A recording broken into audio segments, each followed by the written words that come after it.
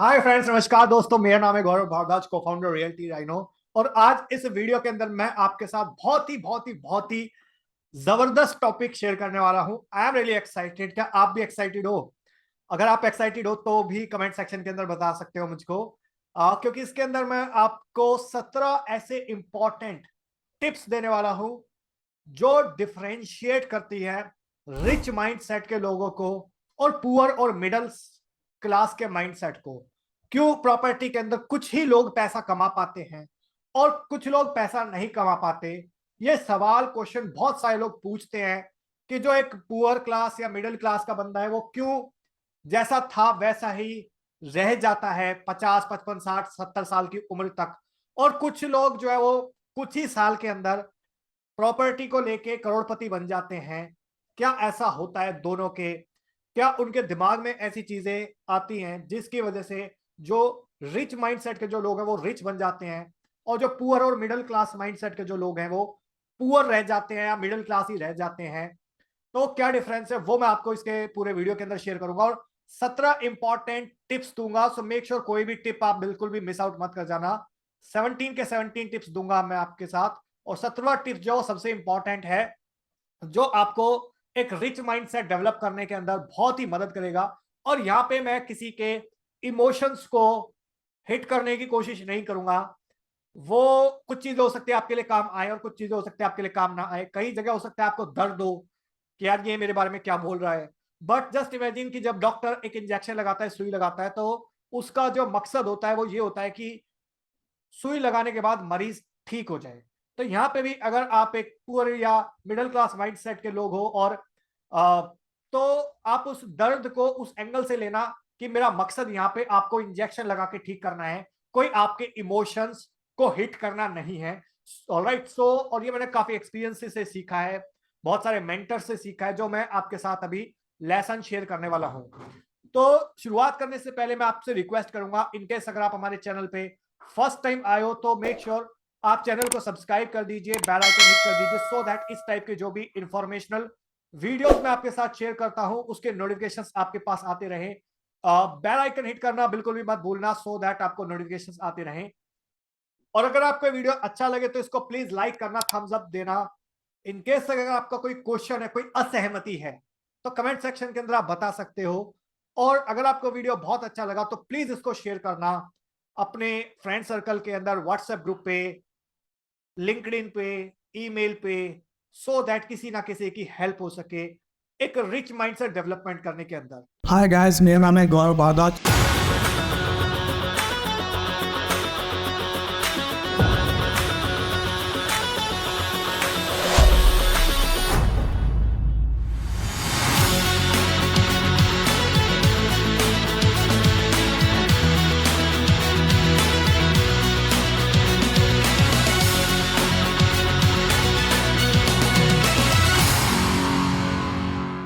तो यहाँ पे मैं एक छोटा सा प्रॉपर्टी का एंगल भी लेके चलूंगा।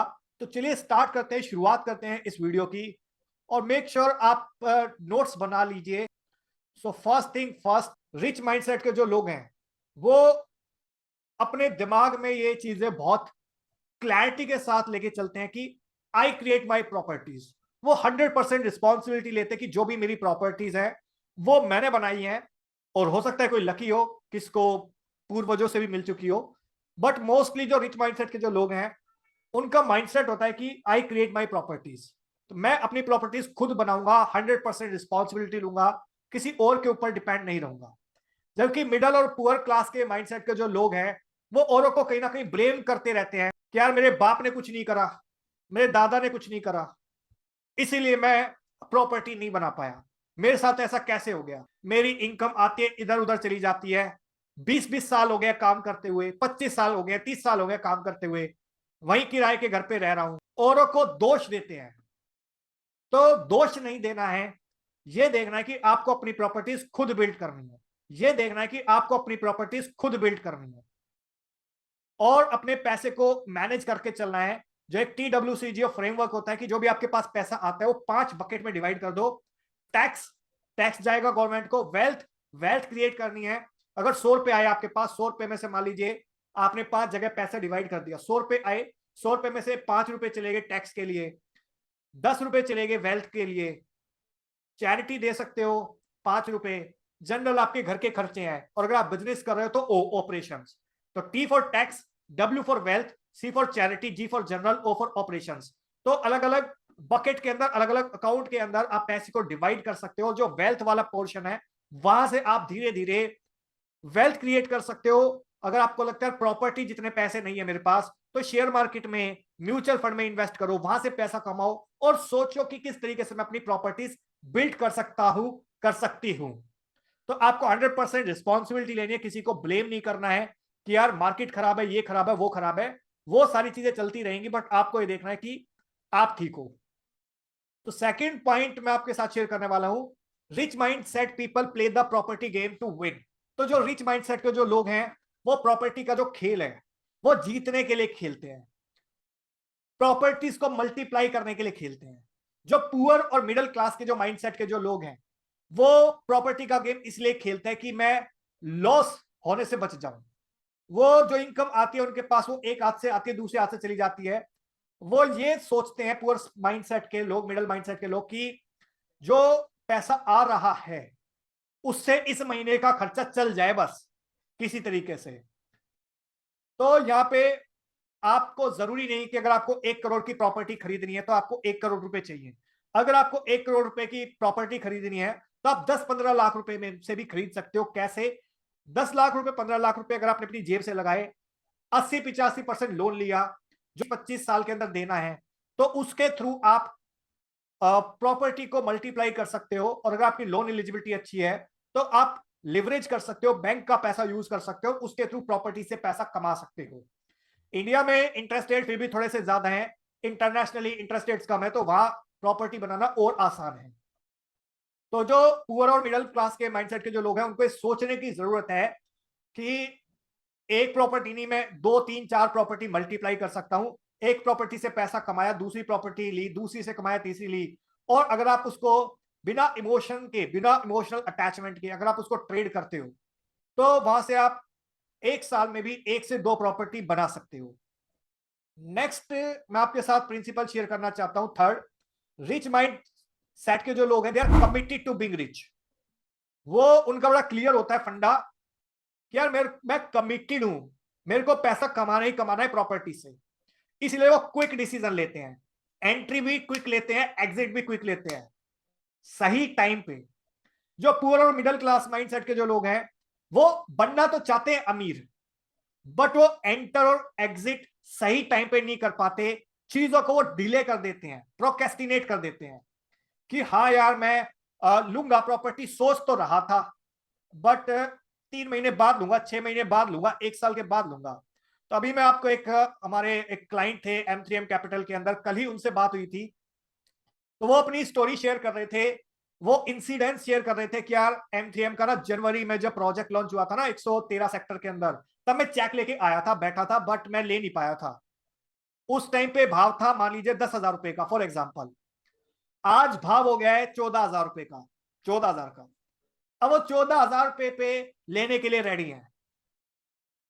तो कितने का नुकसान करा उन्होंने? 4,000 रुपए पर स्क्वायर फीट का।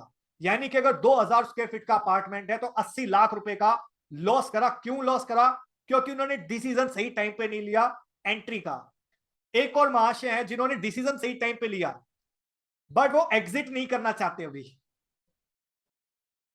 तो दोनों ही केसेस के अंदर आपको एंट्री और एग्जिट सही तरीके से प्लान करनी है, तो ही आप वेल्थ क्रिएट कर पाओगे, अदरवाइज एक ही प्रॉपर्टी पे रुके रह जाओगे, अटके रह जाओगे।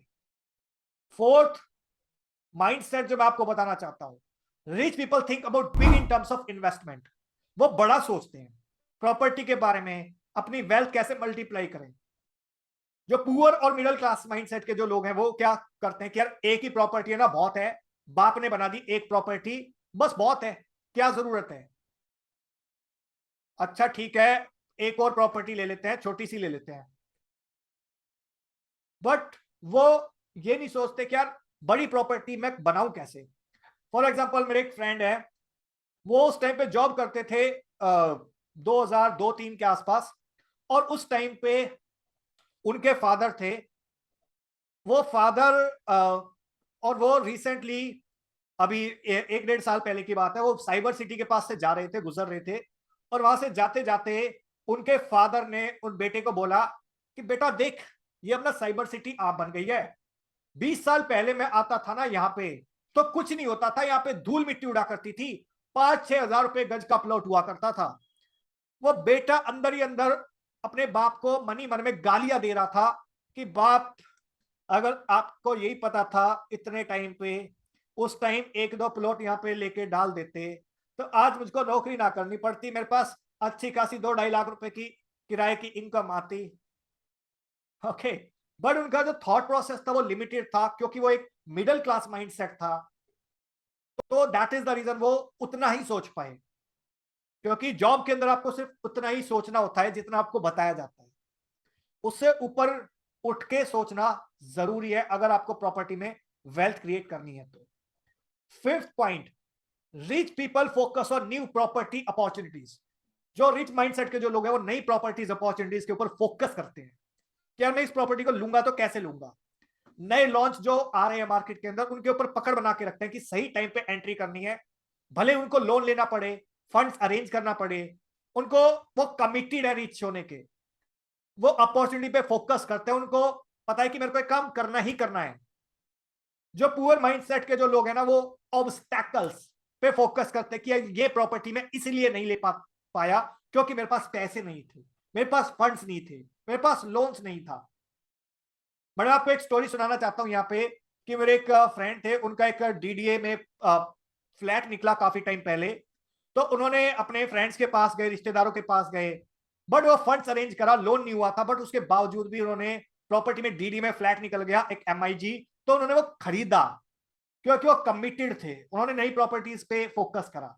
अभी मेरे एक और मित्र है राहुल जी, तो उन्होंने एक न्यू गुड़गांव के अंदर द्वारका एक्सप्रेसवे जब बन रहा था, उस टाइम पे मैंने उनको पहली एक प्रॉपर्टी में इन्वेस्टमेंट करवाया था, वो जॉब कर रहे थे अच्छी खासी, वो और उनकी वाइफ। तो उस टाइम पे एक प्रोजेक्ट हुआ करता था डिप्लोमेटिक ग्रीन्स, तो उनको मैंने 5,500 रुपए के रेट पे एंट्री करवाई। आज की डेट में वहां पे 10,500 रुपए का रेट है, 10-10,500 का रेट है। तो वो प्रॉपर्टी 6-7 साल में डबल हो गई। 5,500 पे एंट्री करी और आज 10,500 11,000 के ऊपर ट्रेड कर रही है। क्यों? क्योंकि उन्होंने सही टाइम पे सही डिसीजन लिया। दैट इज द रीजन वो प्रॉपर्टी को डबल कर पाए, मल्टीप्लाई कर पाए। 6th point, rich people admire other rich and successful people. जो रिच माइंडसेट के जो लोग हैं ना, वो और सक्सेसफुल लोगों को, जो प्रॉपर्टी में सक्सेसफुल है, जो प्रॉपर्टी के थ्रू वेल्थ क्रिएट करी है, जिन्होंने पैसा बनाया है, उनको एप्रिशिएट करते हैं, उनकी प्रशंसा करते हैं, उनसे इंस्पिरेशन लेते हैं कि अगर ये कर सकता है ना तो मैं भी कर सकता हूं। पुअर और मिडिल माइंडसेट के जो लोग हैं वो उनको क्रिटिसाइज करेंगे, उनकी बुराई करेंगे, यार वो कर सकता है और मेरे पास तो ये नहीं है, मेरे पास तो वो नहीं है। मैं आपको एक स्टोरी सुनाता हूं ट्रंप की, डोनाल्ड ट्रंप। आपको पता है डोनाल्ड ट्रंप यूएसए के अंदर रियल एस्टेट से रिचेस्ट पर्सन बनने वाले एक आदमी है। प्रेसिडेंसी तो वो बाद में आए, बट उनको जाना जाता है रियल एस्टेट के लिए। और रियल एस्टेट में वो एंटर करे, बट एक टाइम पे वो बैंक्रप्सी की तरफ पहुंच गए थे।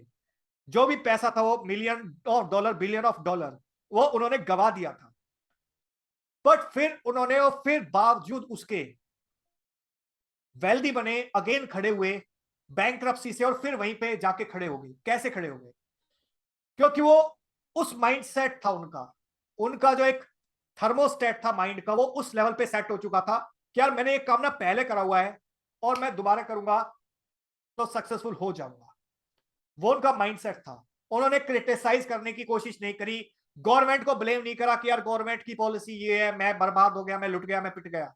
नहीं, उनको लगा मैं कर सकता हूं, मेरे जैसे और लोग कर सकते हैं, तो मैं दोबारा भी कर सकता हूं, 3 बार भी कर सकता हूं, 10 बार भी कर सकता हूं। राइट। नेक्स्ट इंपॉर्टेंट पॉइंट है 7th point, rich mind people associated with successful and rich people. जो रिच माइंडसेट के जो लोग हैं वो अपने जैसे लोगों के साथ एसोसिएट होते हैं। पुअर माइंडसेट और मिडिल क्लास माइंडसेट के जो लोग हैं वो नेगेटिव और अनसक्सेसफुल लोगों के साथ अपना उनका नेटवर्क करते हैं। आपको पता है जो धीरू भाई अंबानी थे, वो उस टाइम पे जब उनकी इनकम बहुत ज्यादा नहीं हुआ करती थी, 1960 या 70s की बात है, उस टाइम पे भी ताज में जाके कॉफी पिया करते थे। उस टाइम आई थिंक 50 या 100 या 500 रुपए की कॉफी हुआ करती थी। वो इसलिए पीते थे कि वहां पे उनको एक एनवायरमेंट मिलता था रिच माइंडसेट के लोगों के बीच में बैठने का। और एक चीज कही जाती है कि your network is your net worth. तो आपका जो नेटवर्क है वही आपका नेटवर्थ है। तो अगर आपका नेटवर्क है सक्सेसफुल लोगों का, तो ही आप प्रॉपर्टी में पैसा बना सकते हो। और एक कहावत कही जाती है, you are average of the 5% to whom you spend most of your time with. आप ऐसे 5 लोगों का एवरेज हो जिन 5 लोगों के साथ आप अपने सबसे ज्यादा टाइम इन्वेस्ट कर रहे हो, पॉजिटिवली या नेगेटिवली। तो बर्बाद हो जाओगे नेगेटिवली या आबाद हो जाओगे पॉजिटिवली। 8वां जो डिफरेंस है वो है, rich people are willing to promote themselves and their properties and sell it. Trading. कोई परमानेंट लव नहीं होता, इमोशंस अटैचमेंट नहीं होता। जो रिच माइंडसेट के लोग हैं उनको अगर सही भाव मिल गया जो उनको चाहिए, भले थोड़ा सा कम भी मिले, बट वो किसी प्रॉपर्टी के साथ मोहब्बत नहीं करते, बहुत ज्यादा इमोशन अटैचमेंट नहीं रखते। उनको पता है कि अगर हाँ लॉजिकल डिसीजन है, यहां पे मेरे को प्रॉफिट आ रहा है, फायदा नजर आ रहा है, तो उस प्रॉफिट को वो ट्रांजैक्शन को इमीडिएटली कर लेंगे। वही पुअर माइंडसेट के जो लोग हैं उनको सेलिंग से ही नफरत है। वो दिल से चिपका के रखेंगे प्रॉपर्टी में, यार जब मेरा भाव बढ़ेगा ना, जब मिलेगा प्रॉपर्टी तभी मैं बेचूंगा, और वो मिलता नहीं है। तुम्हारे एक अंकल थे यहाँ पे, मेरे फ्रेंड है काफी क्लोज, फर्स्ट क्लास से हम साथ पढ़ रहे हैं। उनके फादर थे, उनका एक प्लॉट बिक रहा था 1 लाख रुपए गज, 200 गज का प्लॉट था, 2 करोड़ रुपए उनको मिल रहे थे। बट उन्होंने अपने माइंडसेट में ये सोचा हुआ था कि यार मैं तो 1.25 लाख रुपए का रेट आएगा ना तभी बेचूंगा। उसके बाद आ गया कोरोना, मार्केट के अंदर उस लोकेशन पे प्रॉपर्टी के थोड़े से भाव घट गए। उस टाइम उनको मिलने लग गए 70,000 75,000 रुपए गज। बट उनके माइंडसेट में एक चीज हो गई कि यार 1 लाख रुपए गज ही बेचना था मेरे को, तो जब 1 लाख रुपए दोबारा होगा ना तभी बेचूंगा। वो आज की डेट में भी वहां पे उनको प्राइस नहीं मिल पाया। तो उन्होंने सही टाइम पे सही डिसीजन नहीं लिया, उस टाइम इमोशनल अटैच हो गए और डिसीजन नहीं लिया। ऐसे एक और सोसाइटी है गुड़गांव में G99 करके, वहां पे कई जो ओनर्स हैं सेलर्स हैं वो बोलते हैं कि यार मेरे को तो ये रेट मिलेगा ना तभी मैं बेचूंगा। और वही बायर है वो कहता है कि यार जो लास्ट टाइम पे जो ट्रांजैक्शन हुई है, फॉर एग्जांपल 1,35,000 रुपए गज पे, वहां पे मेरे को रेट चाहिए। तो क्योंकि उनका गैप बहुत बड़ा होता है 30-35 हजार गज का, और क्योंकि एक इमोशनल अटैचमेंट होता है, तो वो एक छोटे प्रॉफिट से वो संतुष्ट नहीं है, उनको बहुत बड़ा प्रॉफिट चाहिए जो कि कम टाइम में नहीं आ सकता, उसके लिए बहुत लंबा टाइम चाहिए। तो जिसकी वजह से भी वो एक कहीं ना कहीं नेगेटिविटी सोचते हैं सेलिंग के बारे में, और जिसकी वजह से वो राइट टाइम पे एग्जिट नहीं मार पाते और पैसा लॉस कर जाते हैं। 9th जो एक माइंडसेट है, rich mindset people are bigger than problems. Rich mindset के जो लोग हैं वो अपनी प्रॉब्लम से बहुत बहुत बहुत बड़े होते हैं, जबकि पुअर और मिडिल क्लास के माइंडसेट के जो लोग हैं उनकी जो प्रॉब्लम है वो उनसे बड़ी होती है। प्रॉब्लम देखो कुछ भी हो सकते हैं जब आपको डिसीजन लेना होता है। हो सकता है लोन की प्रॉब्लम आए, फैमिली की प्रॉब्लम आए, हो सकता है आपने पैसा गवाया हुआ हो, पहले हाथ जलाया हुआ हो सकता है मैरिज में दिक्कतें आ रही हो, डिवोर्स चल रहा हो किसी का, रिलेशनशिप में इश्यूज हो, इमोशनल डिसीजन इमोशनल प्रॉब्लम्स चल रही हो। बट जो रिच माइंडसेट के जो लोग हैं वो बहुत बड़े होते हैं अपनी प्रॉब्लम से, और जो पुअर माइंडसेट के जो लोग हैं वो छोटे होते हैं अपनी प्रॉब्लम से। तो वो प्रॉब्लम्स उनके ऊपर हावी हो जाती हैं, जिसकी वजह से वो सही लॉजिकल डिसीजन नहीं ले पाते। ईगो, एटीट्यूड, एरोगेंस ऊपर आ जाता है कि यार मैं तो सेलर हूं, मैं बड़ा हूं, ये कौन है, बायर है, इसकी मेरे को क्या जरूरत है, मैं तो राजा बाबू हूं। तो जिसकी वजह से भी बहुत बार ट्रांजैक्शन नहीं हो पाती सही टाइम पे। 10th जो एक डिफरेंस रहता है वो रहता है, rich people are excellent receivers and givers. जो रिच माइंडसेट के जो लोग होते हैं वो एक्सीलेंट रिसीवर होते हैं पैसे के, और एक्सीलेंट गिवर होते हैं पैसे के। वही पुअर और मिडिल क्लास के माइंडसेट के जो लोग होते हैं वो कहीं ना कहीं एक पुअर रिसीवर होते हैं पैसे के। मतलब क्या है कि रिच माइंडसेट के लोगों के पास पैसा आता भी आसानी से है और जाता भी आसानी से है। पुअर माइंडसेट के लोगों के पास पैसा आता भी बड़ी मुश्किल से है, और वो मुट्ठी बंद करके रखते हैं, उनकी हाथ से निकलता भी बड़ी मुश्किल से है। तो वो बहुत बार ये भी मैंने देखा है कि अब ये क्लाइंट थे हमारे पास रिवाड़ी के अंदर, तो उनसे मिलने के बाद मेरे को फीलिंग आई कि यार he is a poor receiver of money. वो पुअर रिसीवर है।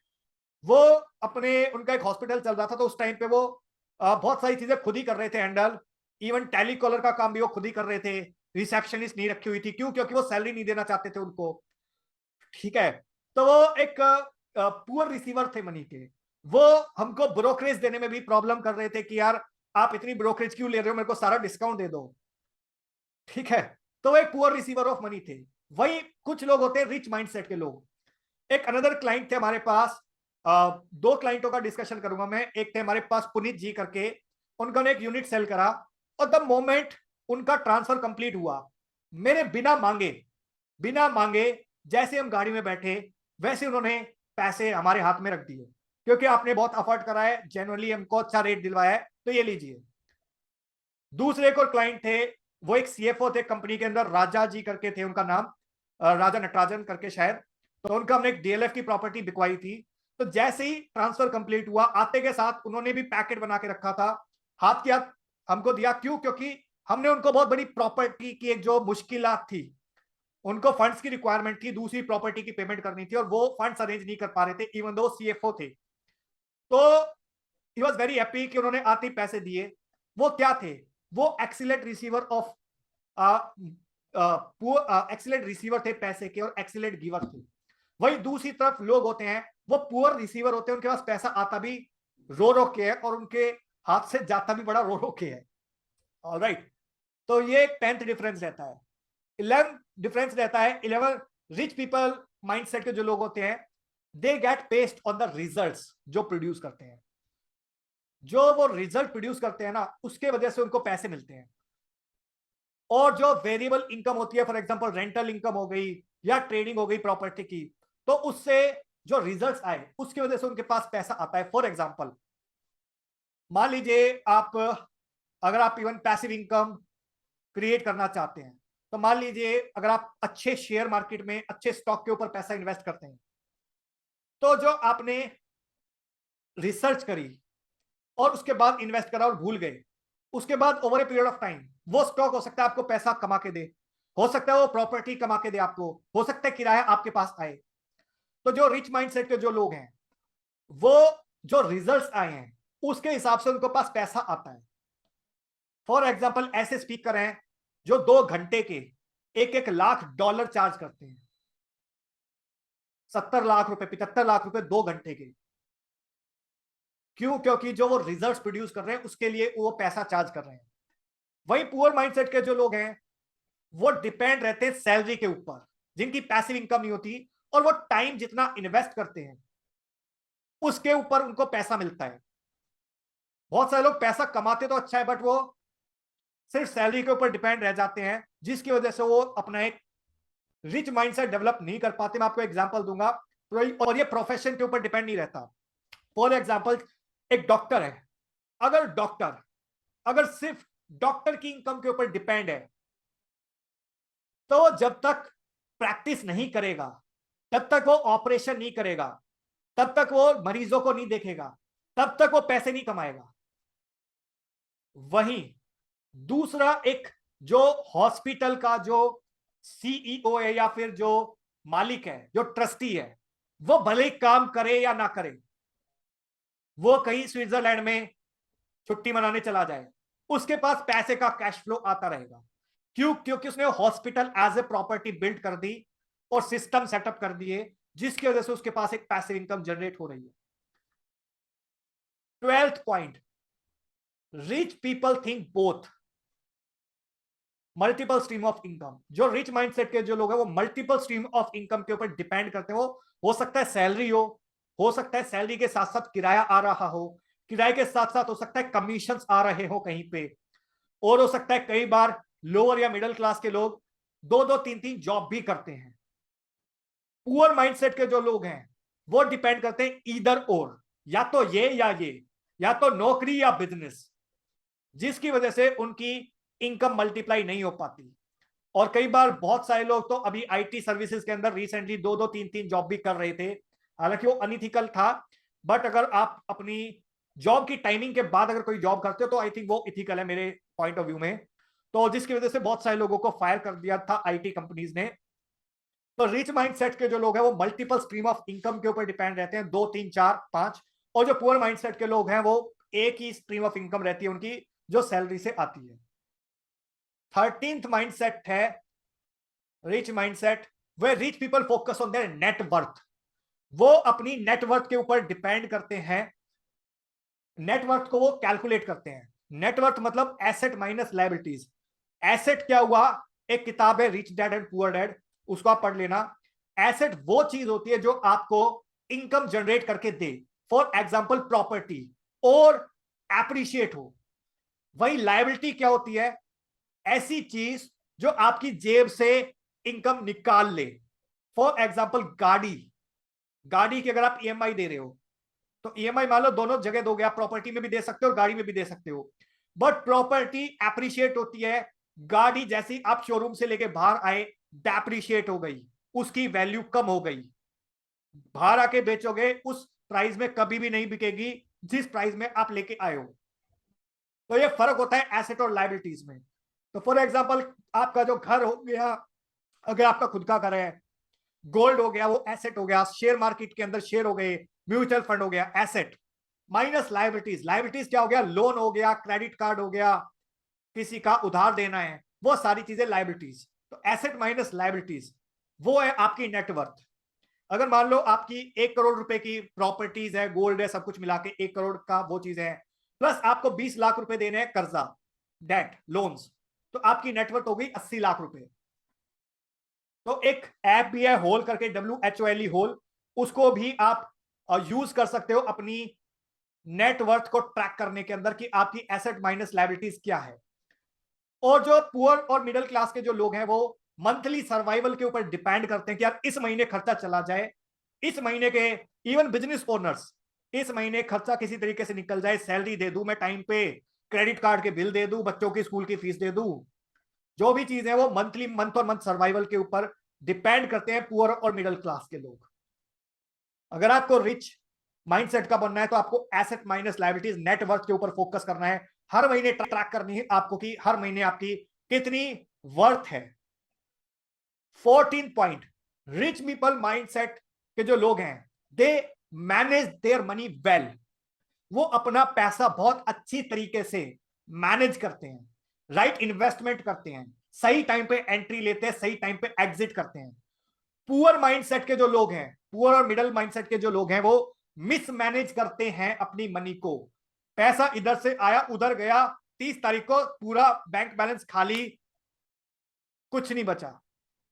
और ऐसा नहीं है कि यहां पे जो लोग सैलरीड हैं वो ही सिर्फ पुअर माइंडसेट के लोग हो सकते हैं। जिन लोगों के पास बहुत अच्छा पैसा आ गया, फॉर एग्जाम्पल अगर किसी बिल्डर के पास बहुत अच्छा पैसा आ गया, बट अगर उसको गलत शौक लग गए, 3L बर्बाद करते हैं लोगों को, ladies, liquor, leverage. Warren Buffett कहते हैं लेडीज, लड़कियों की आदत पड़ गई, लिवरेज, कर्जे की आदत पड़ गई, और लिकर, दारू की आदत पड़ गई। तो ये 3L ऐसे हैं जिनके पास पैसा होता है, जिनकी जमीनें बिकी हुई हैं, उनके बच्चे भी बर्बाद हो जाते हैं। क्यों? क्योंकि उनका एक पुअर माइंडसेट है, मिडिल माइंडसेट है, क्या पैसा आ गया अब तो मैं अमीर बन गया, अब तो मैं डिस्को में जाऊंगा, अब तो मैं बढ़िया गर्लफ्रेंड बिठाऊंगा, बड़ी लंबी गाड़ी लेके आऊंगा, और 1 साल के अंदर अंदर, वो 2 साल के अंदर वो पैसा पूरा स्वाहा। बहुत सारे केस आपको मिलेंगे।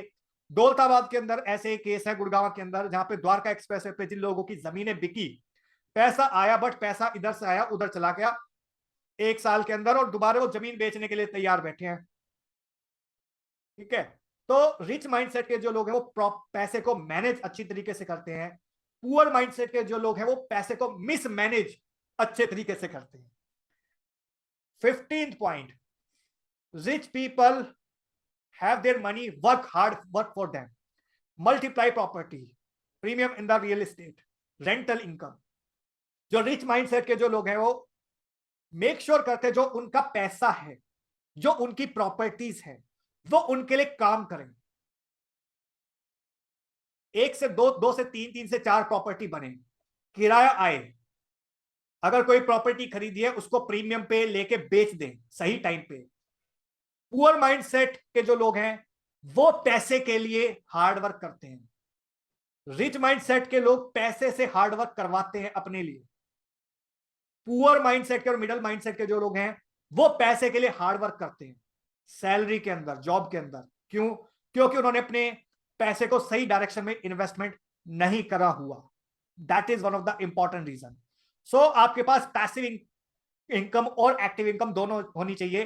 पहले शुरुआत में एक्टिव इनकम करो, जॉब करना कोई बुरी बात नहीं है, जॉब करो, बट मेक श्योर करो कि उसको एक्टिव इनकम को पैसिव से कैसे रिप्लेस करा जाए सो दैट कल को अगर ऐसी सिचुएशन आती है, कोरोना जैसी महामारी आती है, उस टाइम पे भी आपकी एक पैसिव इनकम ऑलरेडी आती रहे.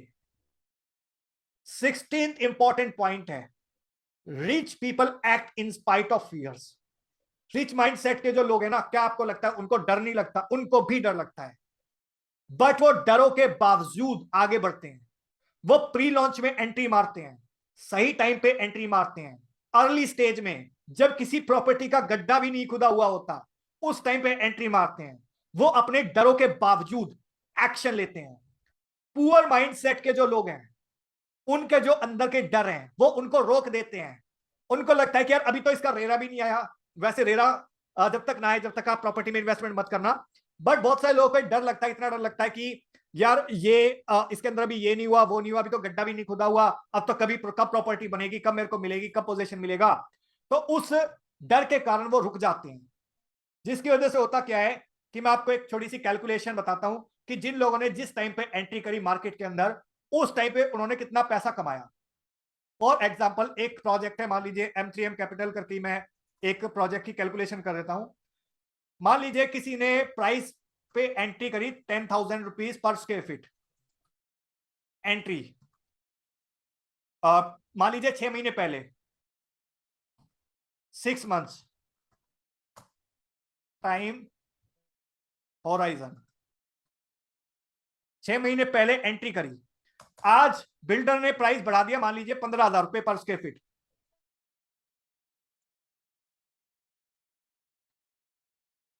और अगर वो एग्जिट करता है मान लीजिए 12,000 रुपए पर स्क्वायर फीट पे, जो कि उसको बहुत आसानी से प्राइस मिल जाएगा मार्केट के अंदर, अगर इस प्राइस पे वो एग्जिट करता है तो उसको कितना प्रीमियम मिला? 2,000 रुपीज पर स्क्वायर फीट. 2,000 रुपए स्क्वायर फीट का प्रीमियम मिला. मान लीजिए उसका जो साइज था यूनिट का वो था अगेन 2,000 स्क्वायर फीट का अपार्टमेंट था उसका. तो टोटल प्रॉफिट कितना हो गया? 2,000 multiply by 2,000 is equal to 40 lakh rupees. उसने पैसा इन्वेस्टमेंट कितना करा होगा? पैसा इन्वेस्टमेंट कितना करा होगा? मान लीजिए अगर 40 लाख रुपीज ही इन्वेस्ट करे, वैसे 10 लाख रुपीज भी बहुत सारे लोगों ने इन्वेस्ट करे थे, मैं हायर साइड पे ले लेता हूं 40 लाख रुपीज इन्वेस्ट करे, क्योंकि टोटल अपार्टमेंट था 1.5 करोड़ का, बट उनकी पेमेंट जो गई वो थी 40 लाख रुपए की. टोटल प्रॉपर्टी थी मान लीजिए 1.5 करोड़ की, बट उनकी तरफ से जो पेमेंट गई पेड वो थी 40 लाख रुपए. तो उनका आरओआई क्या आया? 6 महीने के अंदर 100%. और एनुअल अगर मैं कैलकुलेट करूं तो 200%. जो भी पैसा उन्होंने दिया, तो कितना पैसा कमाया उन्होंने? 40 लाख रुपए लगा के 40 लाख रुपए कमा लिया. टाइम कितना था? 6 महीने. और अगर वो सही टाइम पे एंट्री और एग्जिट कर गए तो 40 लाख रुपीस अर्न कर दिए. ये कैलकुलेशन मैंने आपको एक हाइपोथेटिकल दिया है, बट रियल कैलकुलेशन है ये. ऐसा लोग कर रहे हैं मार्केट के अंदर. वो कौन लोग कर रहे हैं? जिनका एक रिच माइंड सेट है. नेक्स्ट 17th पॉइंट मैं आपको बता रहा हूं. रिच पीपल, रिच माइंडसेट के जो लोग हैं वो कॉन्स्टेंटली चीजों को सीखते हैं और आगे बढ़ते हैं. वो राइट प्रॉपर्टी के बारे में सीखते हैं, समझते हैं, सुनते हैं, नई इन्वेस्टमेंट अपॉर्चुनिटी के बारे में सीखते हैं, सुनते हैं, इंप्लीमेंट करते हैं.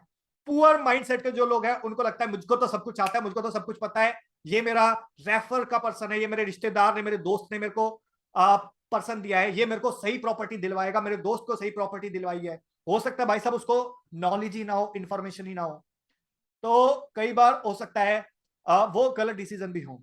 तो जो रिच माइंडसेट के जो लोग हैं वो 100% रिस्पॉन्सिबल है अपने डिसीजन के लिए. तो आपको भी अगर रिच माइंडसेट का बनना है तो आपको 100% रिस्पॉन्सिबिलिटी लेनी है. हो सकता है बहुत सारे लोग आपको गलत कंसल्टेंसी दें, गलत बिल्डर सेलेक्ट कर लो, आप गलत इन्वेंट्री सेलेक्ट कर लो. सो मेक श्योर आप सही बंदे से, प्रोफेशनल बंदे से ही अपना कंसल्टेंसी लें. जैसा अगर किसी झोला छाप डॉक्टर से अगर आपने ऑपरेशन करवा लिया तो किडनी निकाल लेगा, बट वहीं अगर आपने किसी सर्जन से, कई प्रोफेशनल सर्जन से अगर ऑपरेशन करवाया तो हो सकता है वो आपको सही इलाज दे, राइट। तो आई एम श्योर आपको इस पूरे वीडियो के अंदर मैंने आपको 17 इंपॉर्टेंट प्रिंसिपल बताए हैं जो रिच माइंडसेट के जो लोग प्रॉपर्टी में पैसा कमाते हैं उनका माइंडसेट रहता है, और पुअर और मिडिल क्लास के माइंडसेट के जो लोग जो पैसा नहीं कमा पाते बट जो कमाना चाहते हैं। तो मैंने जैसा आपको बताया था स्टार्टिंग में, हो सकता है कुछ लोगों को दर्द हो, क्योंकि जब डॉक्टर इंजेक्शन देता है तो दर्द होता है, बट उसका मकसद ये होता है कि वो मरीज को ठीक कर दे। तो यहाँ पे हो सकता है अगर आपका पुअर माइंडसेट का पुअर या मिडिल क्लास का माइंडसेट है तो उसको चेंज करो और एक रिच माइंडसेट की तरफ जाओ। और अगर आपको हमारी हेल्प चाहिए, हमारी टीम की हेल्प चाहिए एक सही प्रॉपर्टी में इन्वेस्टमेंट करने के लिए, तो आप इन दिए हुए नंबर पर कॉन्टैक्ट कर सकते हो और हमारी टीम आपको असिस्ट करेगी बेस्ट पॉसिबल वे के अंदर, सही डिसीजन लेने के अंदर, सो दैट आप अपनी पैसे को मल्टीप्लाई कर सको, वेल्थ को मल्टीप्लाई कर सकते हो। और अगर आप हमारे चैनल पे फर्स्ट टाइम आए हो तो मेक श्योर चैनल को सब्सक्राइब कर दीजिए, बेल आइकॉन हिट कर दीजिए, सो दैट इस टाइप की जो भी वीडियोस हैं फ्यूचर में उसके नोटिफिकेशंस आपके पास आते रहें। और अगर आपको वीडियो अच्छा लगे तो प्लीज इसको लाइक कर देना, थम्स अप कर देना। अगर आपका कोई क्वेश्चन है, क्वेरी है तो कमेंट कर देना। और अगर आपको वीडियो बहुत अच्छा लगा तो प्लीज इसको शेयर कर देना अपने मिडिल क्लास माइंडसेट के लोगों से, सो दैट उनका भी एक रिच माइंडसेट डेवलप हो सके। And that's all about this video guys, thank you so much once again for watching till here. मिलता हूं मैं भी आपको किसी और वीडियो के अंदर, तब तक के लिए बाय बाय।